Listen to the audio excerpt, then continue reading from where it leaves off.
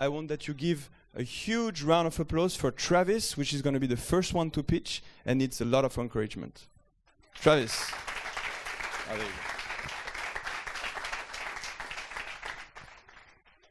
Thank you.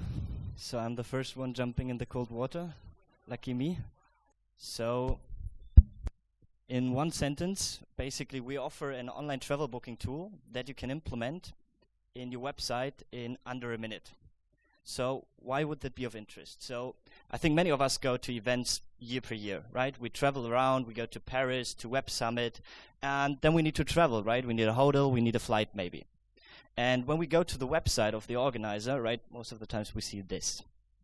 And this is not really nice, right? It looks unstructured, it's complicated, right? It doesn't really is useful for us. So we go to different places, book our hotel there. And the reason why it looks that way is because the organizer has way better things to do than care about our hotels, right? He needs to organize an event, he needs to make money on it. So integrating these hotels needs a lot of time, a lot of money, and it's not his core activity. So Travis changes that because Travis helps the organizer to implement in one click an entire online travel booking tool. And it's more than that because it consists of over 600,000 hotels and 1,000 airlines worldwide. So it's a worldwide travel database, which is complete because it's a plug-and-play solution. So the organizer needs no software know-how. He just needs to do this copy and paste process. And it's payment services included, it's recommendations included, and it's completely fitted to the organizer's website. So Travis is a white label solution. And in addition on that, we help him make money with it because we get a commission from the suppliers and we pay back a part of that to the organizer. So why should we as an attendee of an event book through Travis? It's basically the Uber approach with better prices and with better usability. So how are we doing that?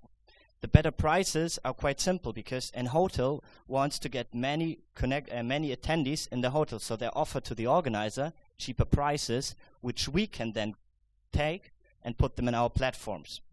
And for the usability, it's basically 3 clicks until you book your flights and hotels for the event. And you can use like recommendations from the organizer because probably he knows best what's around the event location. And when you take a look at the market, it's basically very astonishing because you have like so many events in Europe alone. It's over 1 million events with 250 people and more that come from outside, and just like only a few of them have really a solution because they don't want to spend the money all the time on it. So you have like 800 million people that travel year per year where we can use our solution to acquire these attendees. And of course there are some competitors in the market, but what we take at Travis is we want to acquire the mass market. So all these players like Hotel.de, like B Network, like HotelMap, they're in the market since 2005. And what we achieved here is basically taking some of them already in just under 3 months because we built our solution that it has a very large travel database so it can act worldwide, and it's a very fast integration, which set us apart. And we proved that by acquiring already 128 event partners with 1.4 million attendees, and also acquired our first bookings through the 2 months. And as you quite see here, we have a lot of events. Our biggest one is the AR, for example, and we're doing a lot of pilots. For example, airlines are interested in using Travis to sell hotels to their customers.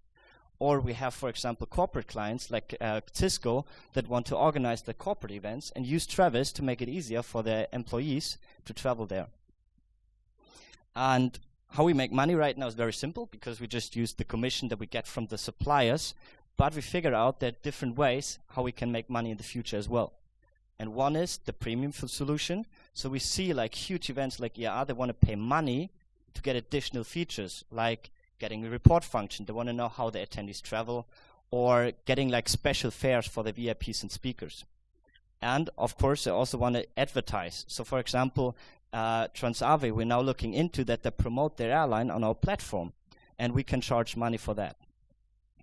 The team consists basically 2 co-founders, which is me and Alex. And we now built up a small team of Cecilia, Marvin, and Alexander. And right now we're looking as well for front-end developer. Our advisory board consists 3 people, where we looked into getting, for example, the former CEO of Frankfurter Messe, which is very good for the network, but also some strategy input from Silke and David, who already founded some startups and support us on this.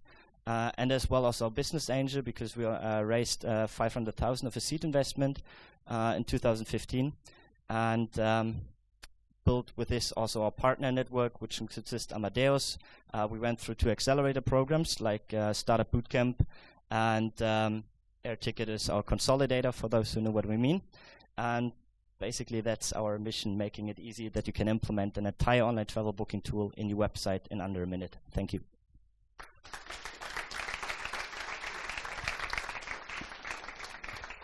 Thank you very much. You start? Okay, cool. Well, thanks for the pitch. I mean, like, you know, it's like when you go to the restaurant, you have like the menu, and you have all the things, and then you have like the entrance, and the dessert. It was like that. You know, you basically worked for us, so we understand better. And this is the main, you know, exercise of a pitch. It's like, it's not an easy topic, you know. You cannot relate to the audience. Like, who has ever tried to implement a booking travel system into his? Like, no one's gonna say yes. This is impossible. So you had the maybe the training, maybe, because for sure you've been doing that so many times that, you know, even like in the pitch event, but most of all when you go to your family or to a dinner, you know, you have to train how to pitch, and they understand. So I really love the first sentence, like the under a minute, because it's like a unique proposition. You know, you get it. Now the only thing that could be better, and Mathieu, how long did he had still? It was fine, perfect, okay. So I guess it was a good timing, but maybe to replace some things, because there's a couple of things that I know Younes is gonna talk about. First is like, don't do the up and right scale. You know, like you put like a 2 axis, and then for sure, like everybody else in the world, you put yourself on the top right corner. It's like, yeah, for sure, like, because nobody thought about that. So the thing is that on that slide, the goal is not to say like, hey, look, I'm the smartest, because it's not true. It's basically, hey guys, look, I know what my competitive landscape looks like, and I'm going to order it for you, so you can understand a little bit better about first what I'm up, you know, what I'm up to, like what I have in front of me. And second, look, I did my homework. I'm going to teach you how my competitor look, like my competition landscape look like. So we can say, hey, you know, he knows what he's talking about, and hey, I learned from him. So that's basically the value of it. So you don't need to say like, hey, I'm better. You just need to say, hey, I understand, and I want you to understand as well. And so that's the first thing that I would change. Second thing is that I want to know, you know, about you guys. You just say, hey, there's 2 people, and then boom, the advisor is like, okay, but it's, you know, like I wanted to know why you started that. I wanted to feel a little bit of empathy, because you're on a mission. You're you know, working day and night towards that. I want to understand why, you know. So I would say that maybe say what you did before. Maybe say a little bit why you started that. And just like as an overall thing, you showed us your skin, you know, like how it looks like. I want to know your DNA, and that's about the pitch as well. It's just not about only the skin, but also the DNA. It's not easy, but it's something that needs to be shown as well. Thanks a lot for your pitch. I really liked it. Obviously, you've practiced, and that's something that we can feel because you know what you're talking about. You've done this probably several times. We can tell this was a great investor pitch, actually, not really a client pitch. So you weren't talking to clients here. You were more talking to investors, talking about your market and the way you're going to monetize whatever. But okay, let's go with this. Exactly that remark on the competitive landscape, like you cannot always be in the top right corner. Another thing that I'd like to understand is actually a question. I understand the UX pain, but I would figure that the pain for an organizer of events, and correct me if I'm wrong, is more in the bottleneck. So let's say I only have 100 hotels in a city, but if I'm running a really big convention, they will all be fully booked. And how do you deal with this, with your supply? So, yeah, it's basically a very good question, because that's as well a problem for very huge events like YA. And how we deal with this is actually there are these special prices I talked about. How you need to imagine is you have like a discount code that the hotel offers to the organizer, and it's for a specific number of rooms that are booked. And basically, we can use these codes and put it in our platform, so we can guarantee for the rooms. And because we have a bigger database, we can implement more codes than the organizers would be able to implement on his part alone. Okay, that's interesting. Thanks. Yeah, thanks for this very good pitch. So I can only agree with the feedback on the this cross slide, and especially on the emphasis on the team. So I mean, at least put some logos on there, something that is colorful and shows in a couple of seconds where you guys are coming from. I think you guys are St. Gallen grads, right? And some other things that the team has done. I mean, even if you don't have a huge track record, at least the university will build some track record for you. I think, yeah, it's for a startup a bit of a trap or for a founder to mention Uber as a comparison. So I would rather, I don't know, in your case, maybe that's probably also not the right one, but Klarna for event travel or something like this, because you do basically point of sale upsell of travel. So I would probably rather use a comparison like this. And maybe even give a little bit more reference to the size of the market, because I'm not sure after this pitch actually if you focus on B2C or B2B, but both of these markets are huge. And I mean, you touched with some numbers. Depending on which way you're going, you will have other challenges. B2B means the travelers will likely have some travel rules, some existing agencies that they're working with that you can probably not break through. And B2C, might be a big market, huh? And I like it quite a lot. Thanks. All right. So usually we ask the people if they would use that. I think it's a little bit tricky, but if you would use that, for sure, send him an email. I will share, if they want, I will share the email of the people, and for sure I will share the URL. Next one. Next one is you.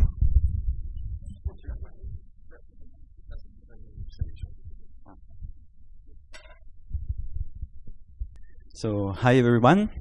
I'm Mathieu Pons, co-founder of Poliscope, with Dominique Duboc here.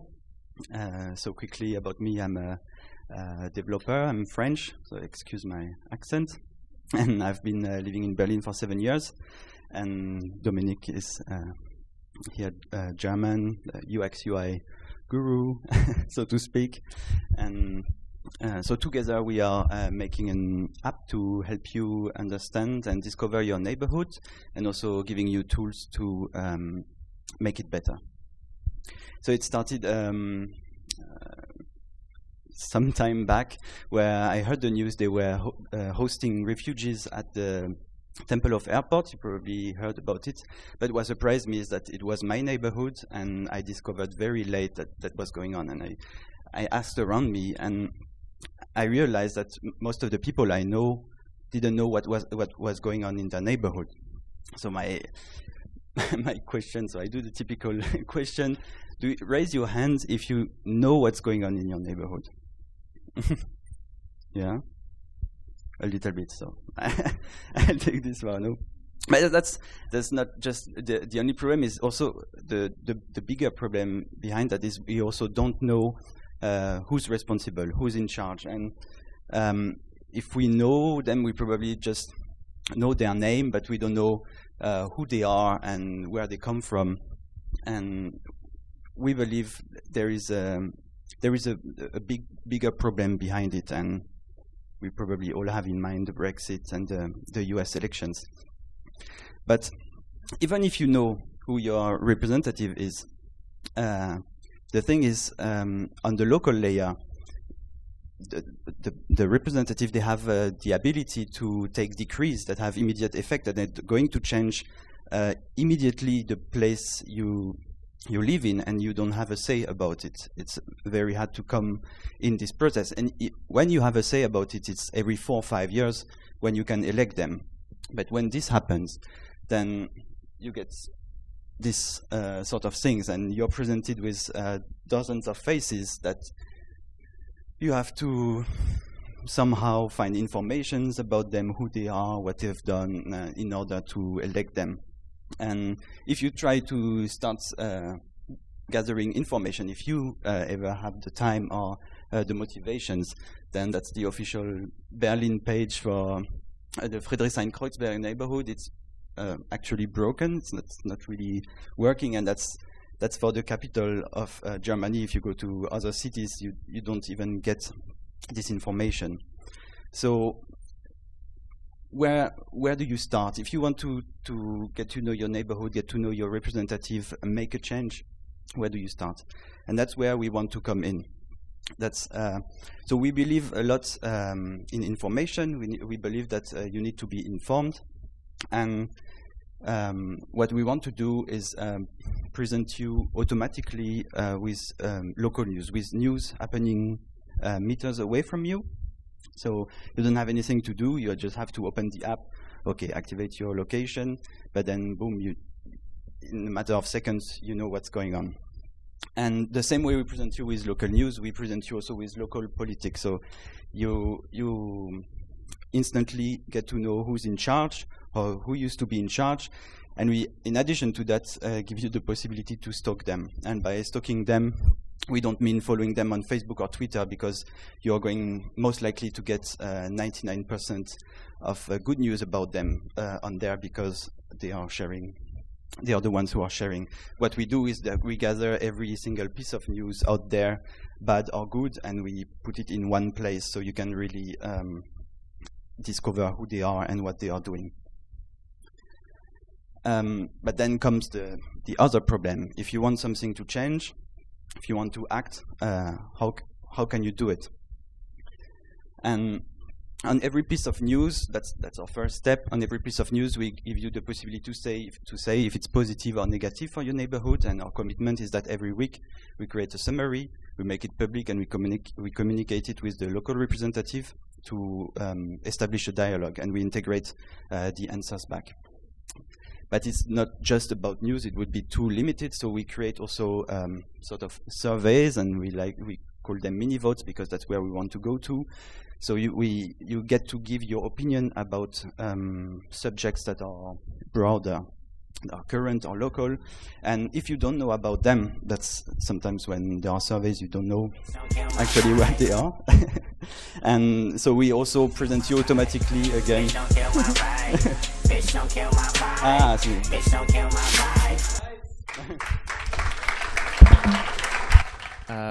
So yeah, timing. So this is the song actually that says "Pitch don't kill my vibe." So that's the original song. That's how we cut the people. So we respect the 5-minute pitch. I'm gonna let you go first this time. Yeah, sure. Thanks a lot for your pitch. I think as you can imagine, there were something that weren't right just on point. First of all, you have to get your French out of the way and get comfortable speaking in public, because you'll get to do more and more of this. I don't know if you usually pitch it in German, probably. So it's different, but you have to get comfortable with English and have this. It was way too long when you pitch your problem. Actually, the whole time you were talking about your problem, I had this 50 Cent song in my head. There's a lot going on in my hood, because when you started talking about this, I just had this. And since you didn't move to another topic, it just kept going. So it was too long pitching your problem. I also didn't see the link between your very first sentence that was written just here. So politics at your doorstep, and you starting to talk about neighborhoods. I had no connection, and I missed something at the very beginning to understand what you guys actually do and what you're building in relation to this.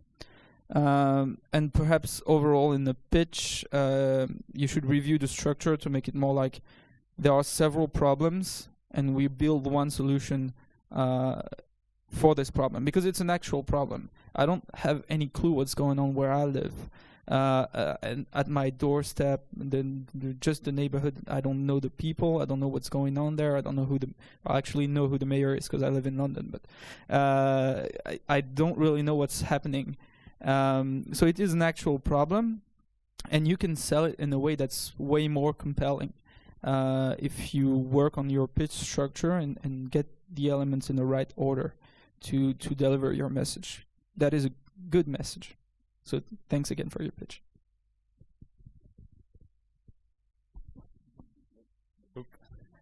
Yeah, so I guess if you would have had the time to continue, you would have maybe talked about some of the sort of neighborhood solutions that are out there, like Nextdoor, who raised multiple millions in the US and are now entering the European market.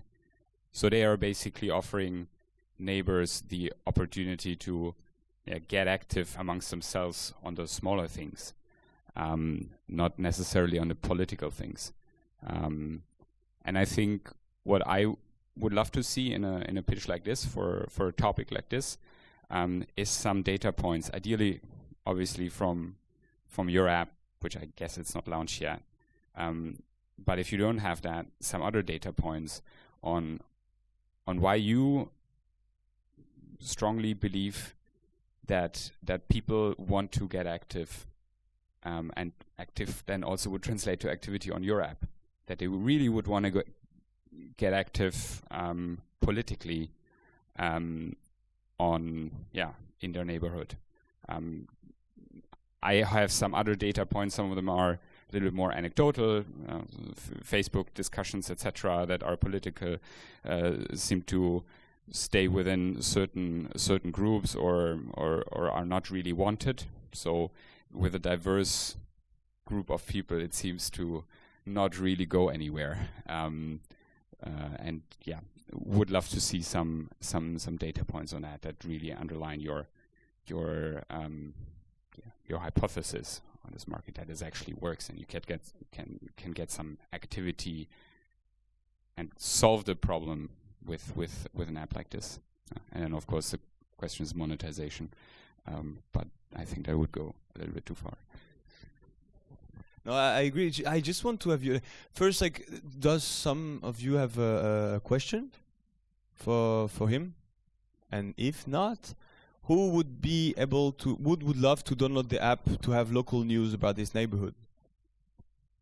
That's the thing, It's like, even if it's nobody understand everything because you just lost them on the problem thing, which basically like lasts 3 minutes and a half on the 5-minute pitch. Then you can feel that there is like an underlying maybe demand of saying, okay, I live in this street, I know nothing that happened in this street, give me the news over there. And maybe talk about like a little bit more about just super concrete stuff. Hey, we scrapped all the local news from all the media outlets and we relocalizate them so you can have the local news on an app and you can stalk your local neighborhoods and problem. Something more simple, because you're which is good at some point. You have this political sensitivity, or you have this thing that motivates you. But we don't want too much of that. We want to know what's in it for us, It's like, okay, you have a passion, great, I get it. No, stop, I get it, really, like, what's in it for me? And that's maybe the point that you should shift, because that's a user pitch, You want the people to actually download the app, You don't want yet the investor to invest, you just want to download the app. So that's basically the thing, and then maybe don't start with yourselves. Talk about yourself first, for sure. Well, talk about yourself, but not first. The only reason you should push your team on the first slide is if you're a star.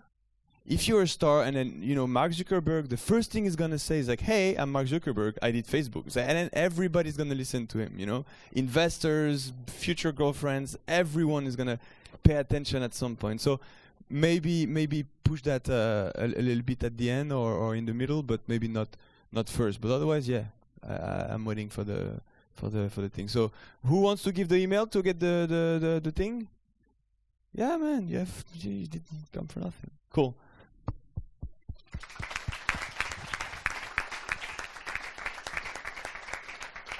Hi guys, I'm Dennis and I'm the founder of Pflegli.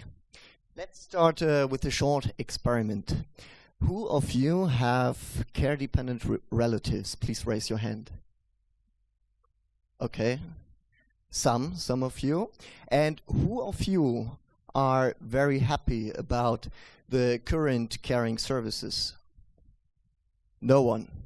That's the reason why we need a very great and new service in this market. And what we do with Pflegli, we find in 5 minutes your perfect 24-hour caregiver in entire Europe. What does it mean actually, the 24-hour caregiver? Let's explain it shortly. 24-hour caregiver is working not more than 60 hours the week, but he lives together with the care-dependent people in one household. That's the most important thing. And what are we actually doing with the 24-hour caregivers? What we do is, which problem are we attacking with this idea? The thing is that right now the situation, because of the demography, looks as follows.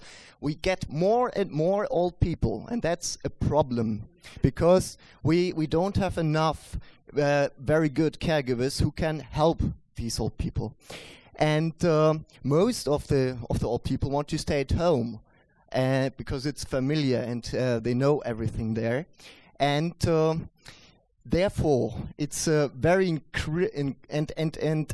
furthermore, it's very incredibly time-consuming, complicated, and intransparent to find the perfect 24-hour caregiver.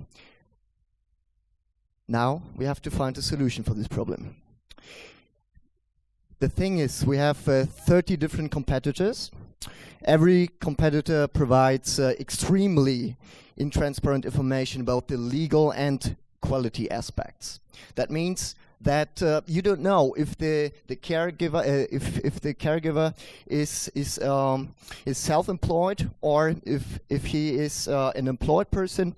And you got also 30 questions long questionnaires, a lot of hard work until you find a very good caregiver. And Pflegli is solving this problem like following one. Our solution is first of all a video call solution. After getting the most important information of the customer in 10 questions with a great user experience formula,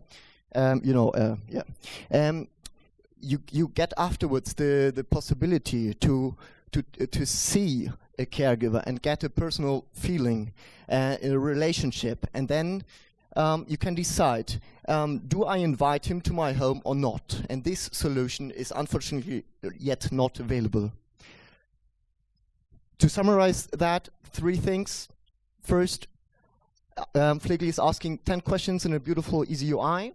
The Pflegli artificial intelligence is pre-selecting the right caregivers, and at the end, a beautiful one-click video call. But the actual USP is that Pflegli is going to find in 5 minutes your perfect caregiver. And this works in the following way. We collect a lot of data, as for example, video telephony data, all requirements which are given from the relatives and from the care recipients for the care, and also other kinds of information like feedback and phone calls. And out of this data, we create with artificial intelligence a great anonymized personality profile, and then we're gonna match it. And the solution at the end is that we're gonna have the perfect caregiver, and this in just 5 minutes. The actual market, which where we are right now, looks as following. In last year, we had 2.6 million care-dependent people, and if we calculate with a margin of 500 euros per care recipient, we get about a market of 1.3 billion euros. And in 2026, the numbers will increase because of the demography. The competitors which are inside the market looks as following one. We have from the 30 competitors we have right now, 6 of them, and they all offer 24-hour caring, but they don't have the innovative stuff like the one-click video telephony or the AI-based solution or an awesome UX experience. And the quality, you don't know who you will get at the end, and that's not good. The pricing looks as following right now.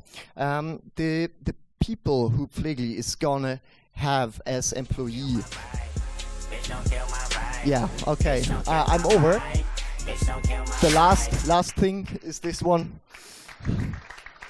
This is the status quo.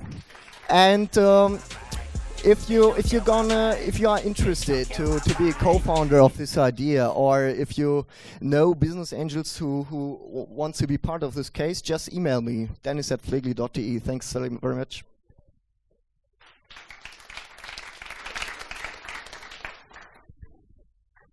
Yeah. So I know the market a little bit. I talked to probably 20 companies globally in a similar sector, and I mean it's a big problem. So people are getting older, so society is getting older, especially in emerged markets. And in emerging markets, they don't have any infrastructure like we have. So in all markets, this is a big problem, and there are companies trying to address. I believe the bigger problems, bigger than seeing the care person via video chat, is distribution, optimal distribution, and optimal sourcing of the caregivers, because there is a major shortage. And the companies that will win in the end are companies that can solve sourcing, can solve distribution by technology, so that it's not only a local play anymore, but it's a national or maybe even an international play. And of course, it's also a UI problem. But I think the companies that have raised a lot of money in this field, they have tried to solve the distribution and sourcing part first. And then I think a pitch like yours should focus a little bit on that side. Yeah.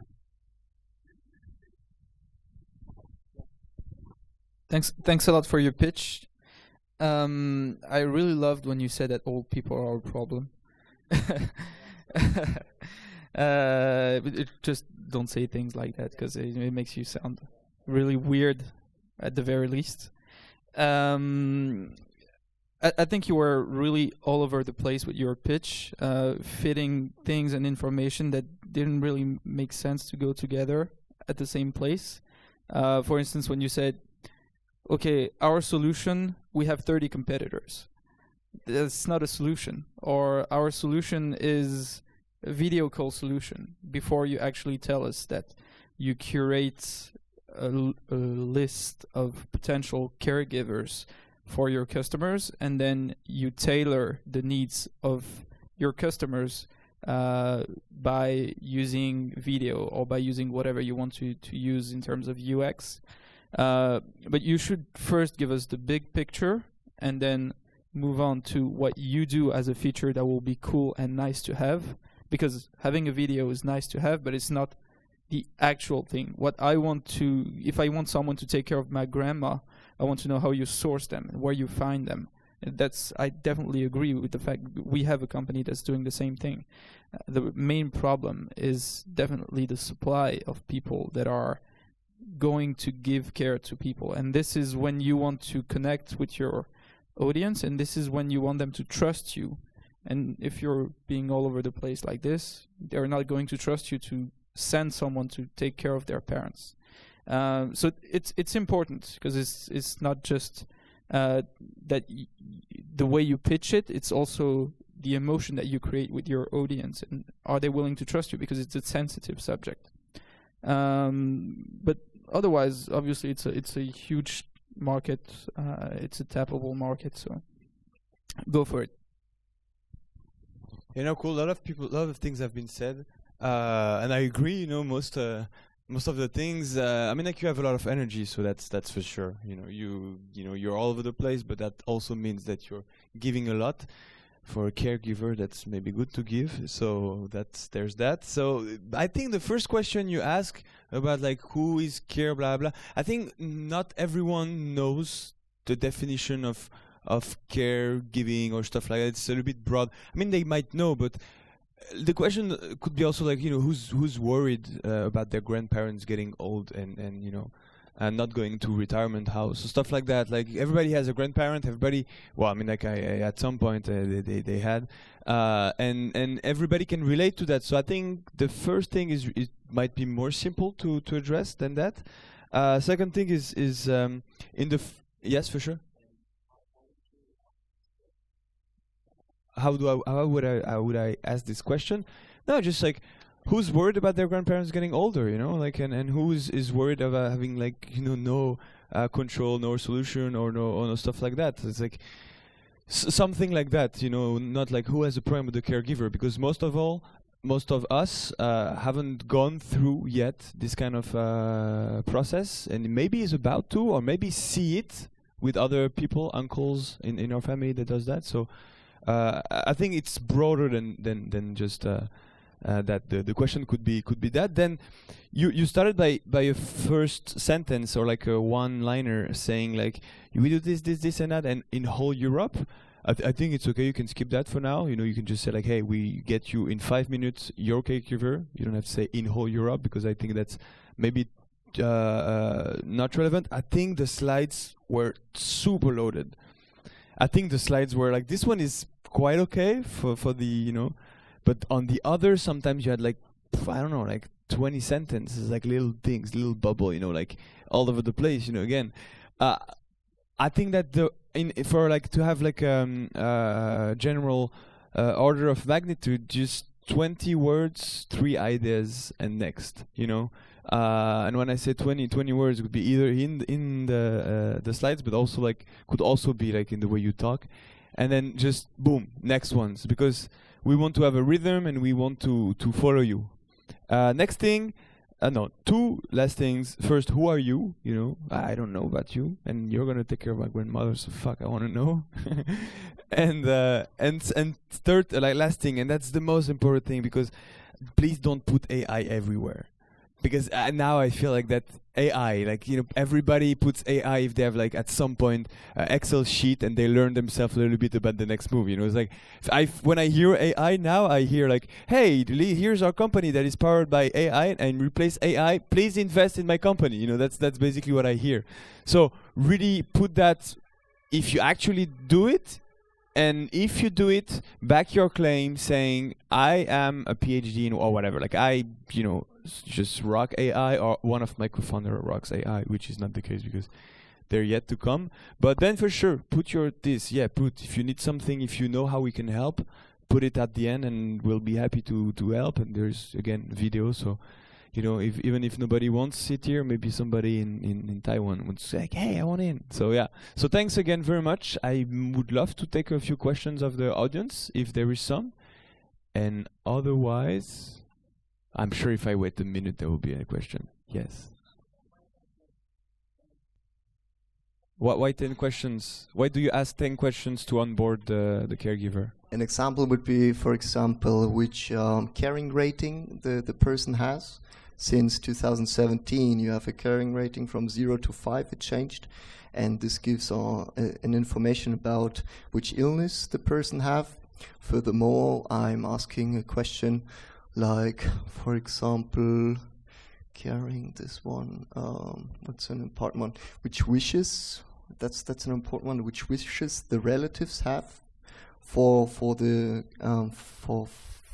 his care dependent relative, and furthermore, a lot of other questions regarding which activities the person is able to do, which not, and you can just take a look at pflegli.de/beta, and if you click on a button, you see all the questions, all the 10 of the questions. Good. So we go to the next speech, and we give a round of applause for this one and the next one. All right, this is Gianluca from Uniwhere, and what we do, all right, is connecting university students. So right now in the world, there are 180 million university students, a number that is set to double in the next 7 years. Yes, all right. And they all experience the same problem. They all feel kind of lost, disoriented, abandoned, disconnected, because university is complex. And if you've attended universities, you know what I mean. Because, I mean, since day one, you have to choose which course to attend, you have to enroll, you have to pay administrative fees, you have to find an accommodation, you have to pass exams, you have to deal with your classmates, you have to find people to connect with. I mean, that's really a mess, right? And an easy way to solve these kind of problems should be reaching out to other students, but there's no easy way to do that. I mean, there's an app for that. No, there are hundreds of them. And they all, kind of deal with this kind of issue, but they are not dedicated to students. Have you ever tried and find an accommodation on Airbnb? I mean, for a student, don't even start. Facebook used to be dedicated to students. Right now, it's all cats and memes and news. So nope, that's not a solution. What about universities? Well, universities are still stuck into the 90s. So nope, that's not a solution either. So we are that solution. This is not working. We are a single point of reference to which students go when they need help, when they need to connect, when they need to reach out to other classmates. Now, Uniwhere is a platform in which you can find the right people, the right content, and the right tools for the job. It's a platform that is exclusive. Only if you're a student you can log in. If you are not a student, you can't even start. And this means that there's no spam.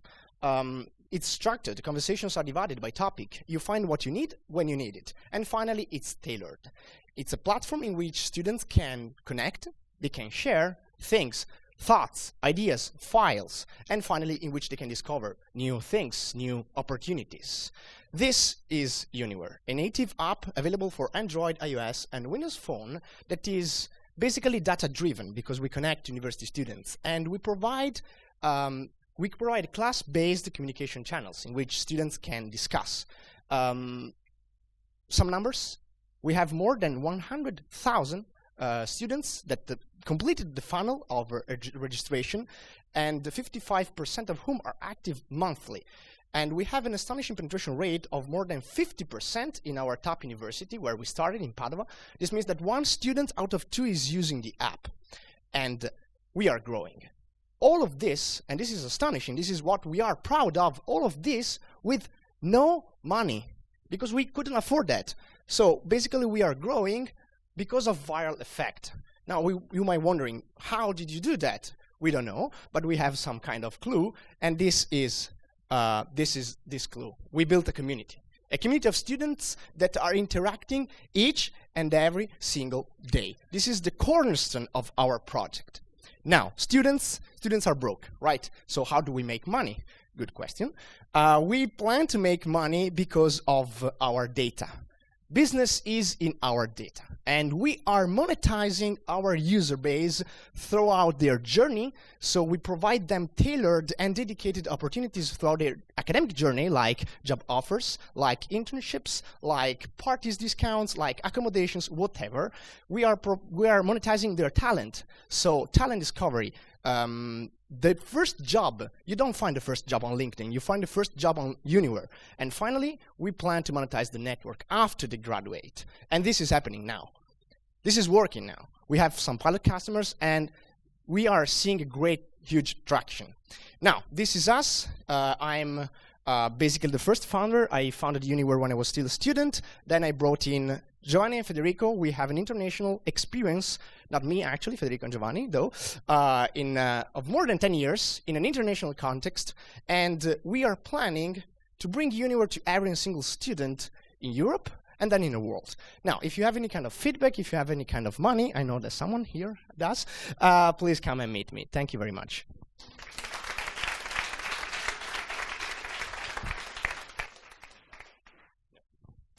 All right, who's a student? Who would love to have Uniwhere in their campus? Yeah, well, everyone. Okay, cool. Yeah, man, you proved the point. You know, Italians are Europe's best pitcher. So yeah, we suck at pitches except for the Italian ones. That's my feedback because otherwise I love it, everything. I mean, like not everybody has to pitch like that. Nobody has, not everyone has the same easiness about doing it. It looks like flawless, but Big B, do your style. It's okay, but this one is cool. This style makes the empathy go through, and everything was in order, in the right order. So that's gonna be my feedback. Watch this pitch, make it yours, and then do it again. We're in the country of rocket internet. You copy and you do it again. It's the same. Don't try to to do something else. Yeah, thanks a lot for your pitch. As Hugo was saying, it was really great. It was mastered. You know what you're saying. You definitely have the flow. You know where you're going. You bring us all with you in what you're saying. And even though like I have investor, reflex, and I think about stuff, but still, I'm with you when you tell your story. Now, few things that you could improve is, for instance, don't say there are 180 million students globally. We know that there are a lot of students globally. You're probably not going to tackle them all right now. It's probably your vision or your end game or something, but be realistic about what you're able to achieve. I know you are, because you're talking about your growth and what you achieved, which looks really great, but tell us about this. Tell us about the market that is directly addressable by what you're doing. Also, you're doing a lot of different stuff, so sharing, discovering, connecting. It starts looking like Facebook, and it's the way Facebook started. So if you're as ambitious as that, then tell us. My ambition is to be the Facebook for students, the place where people can go and grab the information and see and discover new things, but really qualitatively. And if that's your ambition, then state it. If you're bold like that, or if you want to do something else, then tell us what you're after, because you have different things that you're doing. Tell us what your vision is, because that's what we want to understand. This would be my feedback. Thank you. Yeah, second that on the vision part. I think basically answering in an area where monetization comes with scale. I would rather answer what is the big, either 100 million user or $1 billion vision that you have with this company, because it will be like big or bust. If you're talking to, I think it's a great starting point to basically kick off a conversation. You showed some numbers. If you would, if we were in a VC discussion, I would probably go very, very deep into activity metrics, because monthly actives don't count in this game at all. I would go for daily actives, for other activity metrics. But I think that's something that we should discuss afterwards. Yeah, for sure. Yeah. And now we're gonna do something that is a little bit. You do it or not? You do it. It's gonna be like the prize. The prize is to have 1 hour of office hour with us and with Levin. Maybe you never know. There's some feedback. So what we're gonna do is we're gonna do it by the applause, clapometer, I think. Yeah, we're gonna do the clapometer. So basically, the people that make the most noise for one of the startup are gonna elect the startup. So I hope you bring a lot of friends, and we're gonna do like a review. Just they're gonna say their name and the one sentence of their startup, and then we do some cheering. So first. Okay, Gianluca, founder of Uniwhere. What we do is connecting university students through their academic data.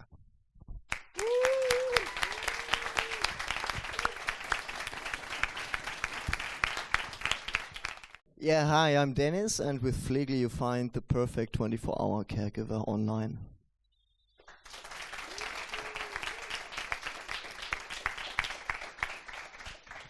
Hi, I'm Philip. I'm from Travis, and we're building an online travel booking tool that you can implement in your website in under a minute.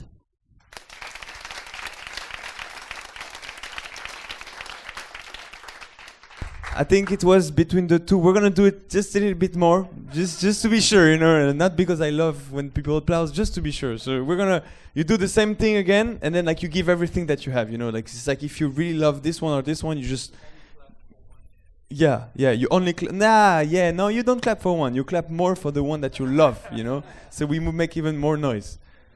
Start again. Okay, you know whom I am, please clap for me, I want this. Yeah.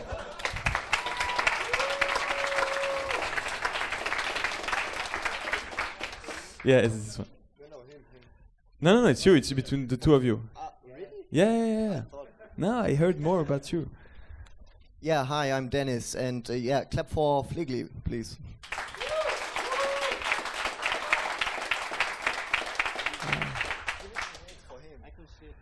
No, I think it's for you, man. So we have a winner. We have a winner now. Woo!